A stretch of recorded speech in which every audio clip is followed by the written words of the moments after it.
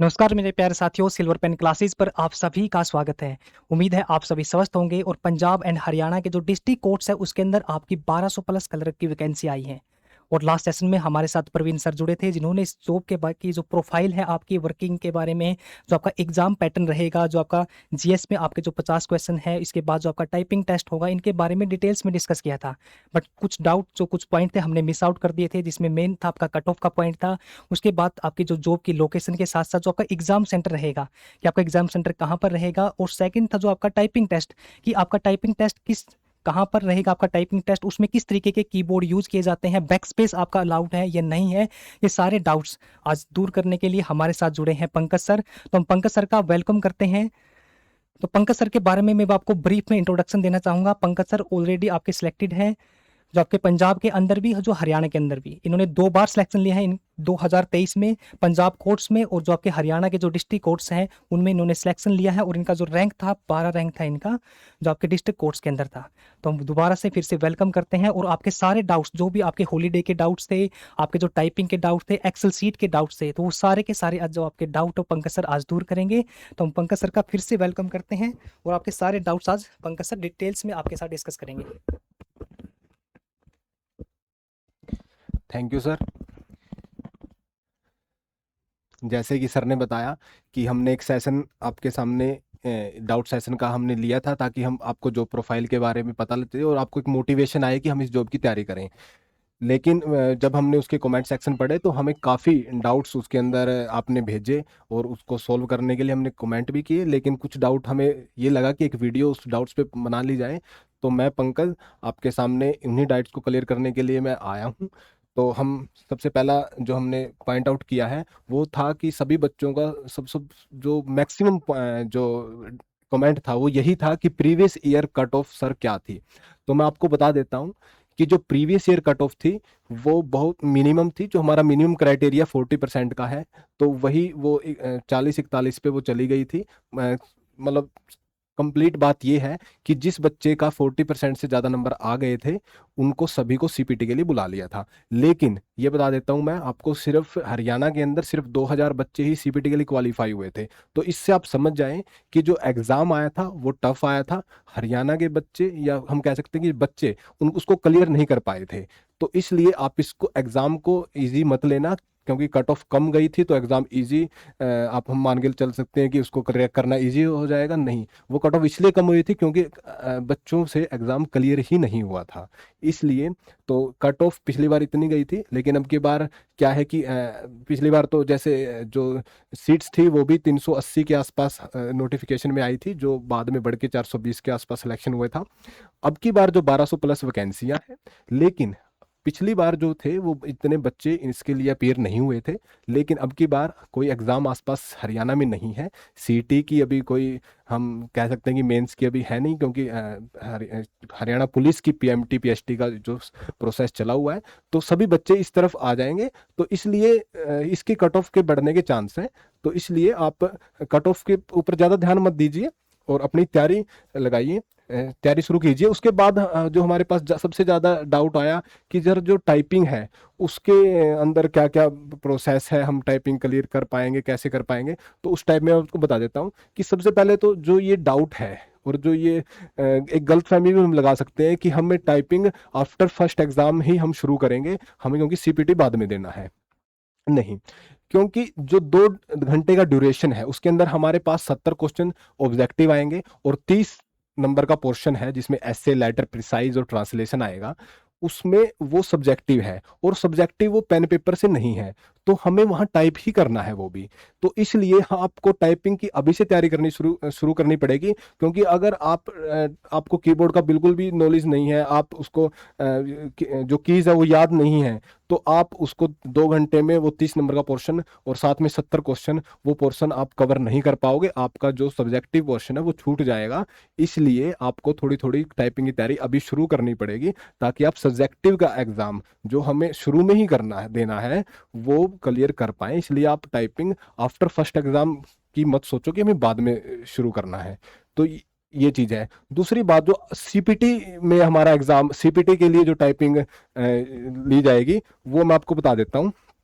काफी बच्चों का डाउट था कि कैसे क्या होगा। तो वैसे बता देता हूँ कि जो सीपीटी हमारी हुई थी हरियाणा की भी पंजाब की भी, वो इकट्ठी हुई थी। मतलब मैं अब की बार भी हम ये सोच के चल रहे हैं कि वो इकट्ठी ही होगी। जैसे अगर हरियाणा की जो भर्ती आई हुई हैं उनका सिलेक्शन प्रोसेस शुरू हो जाएगा, अभी फॉर्म भरे जा रहे हैं, तो जो उसका एग्जाम होगा, और ऐसे ही जो सीपीटी का जो सेंटर जब भी डेट आएगी वो पंजाब की भी शुरू हो जाएगी। वो मतलब पंजाब की हरियाणा की हमारी सीपीटी इकट्ठी थी, 1 या 2 दिन का उसमें डिफरेंस था। मतलब एक दिन हरियाणा की, अगले दिन पंजाब की। तो आप ये मान के चलिए कि पंजाब की भर्ती भी आने वाली है, और जिसके पास 10वीं पंजाबी है वो भी इस प्रोसेस को शुरू कर दें, और वहां पे हम देखेंगे हरियाणा से ज्यादा वैकेंसी आएगी, क्योंकि पिछली बार भी हरियाणा से ज्यादा वैकेंसी थी। टाइपिंग के लिए मैं आपको बता देता हूँ कि फॉर्मूला, कि टाइपिंग का फॉर्मूला वो जो कीज है, मतलब जो वर्ड पर मिनट है, वो काउंट करने का उनका तरीका कैसा है। सबसे पहले तो मैं आपको बता देता हूँ कि वो जो स्पीड मांगी गई है वो 30 की मांगी गई है, लेकिन इसको काउंट करने का फॉर्मूला क्या है। काफी बच्चों का इसमें भी डाउट है कि इसको काउंट कैसे करेंगे। जैसे काफी बार जो हम देखते हैं वो काउंट कैसे करते हैं कि मान लीजिए हमने 500 वर्ड को टाइप किया, और और आप ये मान लीजिए कि उसमें से 25 मिस्टेक हो गई हैं। तो कहीं जगह कहीं सिलेक्शन जो टाइपिंग में अंदर प्रोसेस है कि हम इसको यहीं से माइनस करके उसके 10 मिनट में हमने ये करनी है, तो यहां से हम माइनस करके, जैसे इसमें 47.5 की टाइपिंग आ गई, तो यहाँ पे हम 47.5 की वर्ड पर मिनट की स्पीड आ गई। ये प्रोसेस इस भर्ती के अंदर है। कई जगह क्या होता है कि जो 500 की स्पीड आ गई उसको 10 से 500 वर्ड हमने लिख दिए, और उसके 10 से डिवाइड करके 50 आ गई, और उसमें से जो हमने गलती की है वो बाद में माइनस होती है, तो यहाँ पे हमें 25 की स्पीड रह जाती है। ये प्रोसेस यहाँ पे नहीं है, यहाँ पे ये प्रोसेस है। तो हम ये कह सकते हैं कि हमें टाइपिंग इजी मिलेगी वहां पे, लेकिन इतनी भी इजी नहीं मिलेगी, क्योंकि जो हमारे पास जो हमें टाइप करना है, जो हमारे पास पेपर आएगा जो टाइप करना है, उसके अंदर जजमेंट्स, हाई कोर्ट्स की, सुप्रीम कोर्ट्स की जजमेंट्स भी आ सकती हैं, और हमारी भी आई थी। तो उसके अंदर जो लीगल वर्ड्स हैं वो काफी बड़े होते हैं, तो वहां पे हमारी स्पीड कम हो जाती है। तो इस चीज का हमें हमें ध्यान रखना है कि हमें टाइपिंग को साथ साथ में लेके चलना है, और घबराना नहीं है। हमारा जो कैलकुलेशन फॉर्मूला है ये रहेगा। उसके बाद एक्सेल की बात हम करते हैं। एक्सेल के अंदर क्या रहेगा, और काफी बच्चों का, हरियाणा के बच्चों का थोड़ा सा कंप्यूटर से इतना लगाव नहीं है, तो वो थोड़े से डरे भी हुए हैं कि एक्सेल को कैसे करेंगे। तो ये चीजें हैं, तो आपको बता देता हूँ। एक्सेल के अंदर हमारे पास एक पेज आएगा, उसके अंदर हमारे पास रो कॉलम में एक्सेल की एज इट इज हमारे एक टेबल दी होगी। पहला क्वेश्चन यही होगा कि ड्रॉ एज इट इज, मतलब जो हमें दिया गया है वो हमने एक्सेल के ऊपर, जो कंप्यूटर हमारे पास सामने है उसके अंदर ऐसे कैसे ड्रॉ कर दिया, तो दो नंबर हमारे पक्के हो जाएंगे। बाकी के 4 क्वेश्चन और होंगे जो उसको सोल्व करने के लिए होंगे। मतलब जो हमारे पास डाटा आया उसको हमने एज इट इज ड्रॉ कर दिया, तो हमारे 2 नंबर पक्के हो जाएंगे, और इन चारों में से कोई भी एक क्वेश्चन हमने सोल्व कर दिया तो हम 4 नंबर ले जाएंगे, जो हमारे पास मिनिमम हमें लेके आने हैं। इसके अंदर कोई भी नेगेटिव मार्किंग नहीं है, हमें 2 क्वेश्चन सोल्व करने हैं, और हम 5 भी कर सकते हैं। पहला क्वेश्चन हम पहला तो यही है कि हमने एज इट इज ड्रॉ कर दिया, 2 नंबर आ गए। उसके बाद मान लो किसी की एवरेज निकालें, हम मान के चलते हैं कि हमें ये मिल गया कि पहला को भी एक्स की जनवरी महीने की जो अर्निंग है वो 15,000 रुपये है, फरवरी महीने की अर्निंग है वो 10,000 रुपये है, मार्च की जो अर्निंग है वो 15,000 रुपये है, अप्रैल की जो अर्निंग है 20,000 रुपये है। तो हमें इसकी एवरेज निकालनी है, तो मान लो वो एवरेज 20,000 रुपये आ गई, 15,000 रुपये आ गई, तो 15,000 रुपये हमारी एवरेज आ गई। हम उसको डायरेक्ट 15,000 भी लिख सकते हैं, और हम एक्सेल का फॉर्मूला लगा के भी लिख सकते हैं। वहां पे काफी बच्चों का डाउट यही रहता है कि सर हमें एक्सेल का फॉर्मूला ही लगाना है, या अगर इजी क्वेश्चन है तो हम डायरेक्ट 15,000 रुपये लिख दें, या एक्सेल के साथ ही हम एवरेज निकाल लें। तो ये चीजें वहां पे नहीं है, हम उसको डायरेक्ट भी लिख सकते हैं। हमारे पास कोई देखने वाला ऐसा नहीं है कि हमें उसको फॉर्मूले के साथ निकालना है या ऐसे सीधा ही निकालना है।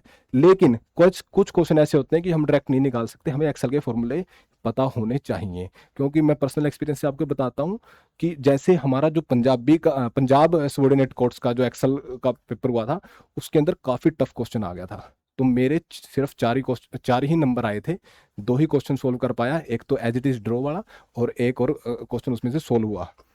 तो कई बार क्वेश्चन काफ़ी हार्ड आ जाते हैं। हरियाणा में काफ़ी इजी क्वेश्चन आ गया था, तो 10 आउट ऑफ 10 मेरे नंबर आ गए थे। स्पीड मेरी 40 की आई थी। तो मतलब ये है कि अपना एक्सेल की तैयारी आपको साथ में करनी पड़ेगी। मेरे दोस्त काफ़ी एक्सेल में ही बाहर आउट हो गए थे, क्योंकि अगर आप एक्सेल के 4 नंबर नहीं लाओगे तो आपकी कंप्यूटर की स्पीड को मापा नहीं जाएगा। उसके बाद ये डाउट क्लियर हुआ। उसके बाद काफ़ी ये डाउट था कि जो प्रोफाइल तो प्रवीण सर ने बता दी थी। लीव एंड हॉलीडेज के बारे में ये था, उन्होंने बताया था कि जून में हमारे पास छुट्टियां होती हैं, 10 छुट्टियां हम क्लर्क को जून के महीने में 10 छुट्टियां मिलती हैं, मजिस्ट्रेट को 15 मिलती हैं। और एक स्पैन जो हमारा छुट्टियों का है वो दिसंबर में भी आता है, जो क्रिसमस से लेके 1 जनवरी तक होता है। कोर्ट 2 जनवरी को ओपन होते हैं, 1 जनवरी को कोर्ट नहीं लगता, इसलिए क्रिसमस से लेके 1 जनवरी तक जो 6-7 दिनों का ये टाइम है, उसमें से 3 या 4 दिन की छुट्टी एक आराम से मिल जाती है। 2-3 दिन की हमारी ड्यूटी होती है। और जो मंथली हर संडे की छुट्टी होती है, 2nd 4th सैटरडे की होती है, त्योहार वगैरह जो भी हैं वो छुट्टियां हमारी होती हैं। और जो प्रोफाइल के बारे में बता देता हूँ, वहाँ पे आप जो जाओगे तो वहाँ पे आप अहमद भी बन सकते हो, जो कोर्ट का क्लर्क होता है। वहाँ पे आप कॉपिस्ट भी बन सकते हो, जो कॉपी एजेंसी होती है उसमें आप रिकॉर्ड रूम में रिकॉर्ड कीपर का भी काम करोगे। इनमें से कोई भी आपको जॉब मिल सकती है। मैक्सिमम जॉब जो होती है वहाँ पे अहमद की होती है, इसलिए मैक्सिमम बच्चे अहमद ही बनते हैं। उसके बाद काफी बच्चों का ये डाउट था कि एग्जाम सेंटर कहाँ होंगे। एग्जाम सेंटर हरियाणा और पंजाब में जहां भी टीसीएस की लैब है, अगर टीसीएस ये कंडक्टिंग एजेंसी है, क्योंकि पिछली बार वही थी, तो मेरा हरियाणा का एग्जाम भटिंडा हुआ था, पंजाब का एग्जाम मेरा अंबाला वाले सेंटर में हुआ था। तो एग्जाम सेंटर हमारे हरियाणा पंजाब के यहीं रहेंगे, तो उसमें कोई बड़ी बात है नहीं। पोस्टिंग लोकेशन ये है, पोस्टिंग लोकेशन मैं आपको बता देता हूँ। जितना आप फर्स्ट जो हमारा एग्जाम है उसके अंदर जितना आप स्कोर करेंगे, क्योंकि 70 नंबर का तो हमें पता है कि हमें क्या आएगा, 30 नंबर का हम मार्किंग का हमें पता ही नहीं है कि वो क्या मार्किंग देंगे, इसलिए मैक्सिमम 70 नंबर की जो तैयारी है वो करो, और 30 नंबर की भी अच्छे से तैयारी करनी है। जितना आप फर्स्ट पेपर में नंबर ले आओगे उसी बेस पर आपको अपना होम डिस्ट्रिक्ट मिल सकेगा, नहीं तो नहीं मिलेगा। जो ये उन्होंने बताया, जो जीटी रोड वाली बेल्ट है उसमें जो नंबर होते हैं, जो क्या नाम है, जो चांस होते हैं मिलने के, वो काफी कम होते हैं। जो इस बेल्ट के बच्चे हैं वो ज्यादा तैयारी करेंगे तभी उनको होम डिस्ट्रिक्ट मिल पाएगा, अदरवाइज नहीं मिलेगा। उसके बाद हमारे पास ये जो मोड ऑफ सिलेक्शन था, इसके अंदर हमने बता दिया था, जैसे 2 आवर का एग्जाम है तो ये ध्यान रखना है कि 2 आवर का एग्जाम है तो हमें टाइपिंग अभी से करनी पड़ेगी, क्योंकि 30 नंबर का हमें टाइप ही करना है। तो हमें टाइप बाद में नहीं सीखना, हमें कीबोर्ड का पता होना चाहिए। तो इसलिए ये 1/4 की नेगेटिव मार्किंग है, इसलिए भी कट ऑफ कम जाती है, ठीक है। और एग्जाम भी टफ आता है, इसलिए भी कट ऑफ कम जाती है, इसलिए इन चीज़ों को देखना है। और उसके बाद हमारा यहाँ पे सेशन, मतलब जो भी आपके डाउट थे, जो हमने देखे आपके कमेंट में आए हुए थे, वो हमने लगभग मेरे हिसाब से कवर कर दिए। लेकिन फिर भी अगर आपको कुछ भी डाउट रहता है तो आप कमेंट सेक्शन में लिख देना, हम वहाँ भी आपका रिप्लाई करेंगे। अगर हमें लगा कि एक वीडियो और बनानी चाहिए तो हम वीडियो बनाएंगे। अब मैं सुनील सर को बुलाता हूँ कि सर आए और आगे। हाँ जी प्यारे बच्चों, उम्मीद है आपके जो डाउट थे, जो आपने कमेंट बॉक्स में बार बार कमेंट किए थे, वो सारे के सारे आपके जो डाउट है वो दूर हुए होंगे।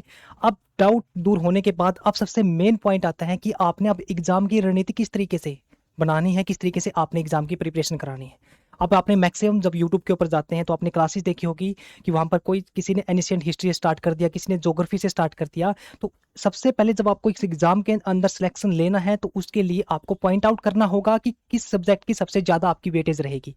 जैसे आपकी स्टैटिक जीके सबसे इंपॉर्टेंट आपकी स्टैटिक जीके है, उसके बाद आपकी करंट अफेयर और थर्ड आपकी पॉलिटी। तो इनसे आपका 70% एक जो आपका पेपर है, 70% जो आपकी जीएस है वो इस पोर्शन से आएगी।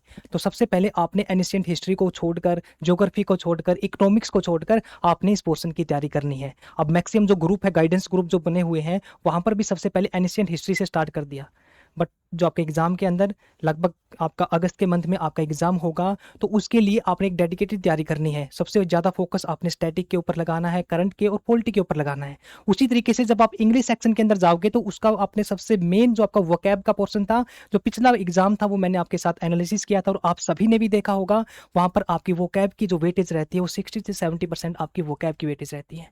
तो इसके लिए आपको एक बेस्ट रणनीति बनानी पड़ेगी। तो इस रणनीति बनाने के लिए हमारे साथ जैसे पंकज सर जुड़े हैं, प्रवीण सर जुड़े थे, तो इनकी गाइडेंस के अंदर किस तरीके से आपका एग्जाम का पैटर्न रहता है और उसी के अकॉर्डिंग हम आपके लिए एक रणनीति बनाएंगे और इसी के चलते हमने आपके लिए एक बैच लॉन्च किया है जो आपका 5 जून से स्टार्ट होगा। इसमें हमारे साथ प्रवीण सर जुड़ेंगे जो आपको गाइडेंस देंगे कि किस तरीके से आपको एग्जाम की तैयारी करनी है। उसके अलावा जो इंग्लिश की फैकल्टी होगी जो आपको स्पेशली एस्से और लेटर, जिन्होंने बड़े बड़े एग्जाम्स के जो आपके एग्जाम्स के जो चेक करते हैं, तो उस तरीके के आपके एस्से लेटर इन्होंने चेक किए हुए हैं, तो ये आपको कराएंगे। जो आपका एस्से लेटर जो आपके ट्रांसलेशन होगी वो सारे पोर्शन ये सर कराएंगे और इनको विदाउट फेस, यानी जैसे ही आपका जो पेज जिस तरीके से आपका कंप्यूटर के अंदर आएगा जब आप सीबीटी जो आपका टेस्ट दोगे इंग्लिश का सब्जेक्टिव, तो उसी तरीके से आपको ये सर समझाएंगे कि इस तरीके से आपने एस्से लिखना है, उसी तरीके से जो आपने लेटर लिखना है, तो वो सारी डिटेल्स में डिस्कस करेंगे हमारे साथ। तो मैं आपको स्टैटिक जीके और करंट अफेयर आपके इस बैच में आपके लिए लेके आऊँगा, क्योंकि आपका मेन पोर्शन है स्टैटिक और करंट और ये दोनों एक दूसरे से मिले हुए हैं। सेकंड आपके साथ पंकज सर जुड़ेंगे, नवीन सर जुड़ेंगे और मुनेश सर जुड़ेंगे।